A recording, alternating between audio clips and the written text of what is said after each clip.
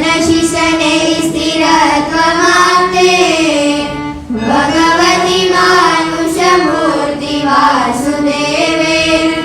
निजहृदि पृथगेकमेकमङ्गम् चरणतलादिविचिन्त्यमस्य पुंसाम् निजहृदि ऋषिगोचरे तदीये यवयवैकमेकमे पृथक् चपलमपि मनः स्थिरं विधेयम् व्रजति लयं खलु तेन तन्मलौघः ध्वजकमलयवाङ्कुशोर्ध्वरेखा प्रमुखसुलक्षणलक्षिते च रम्ये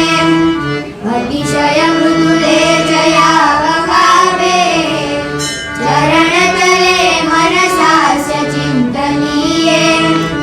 अरुणनखशशाङ्कराजिकान्या नूतनिजचिन्तकरुत्तमो ह्रियोमम्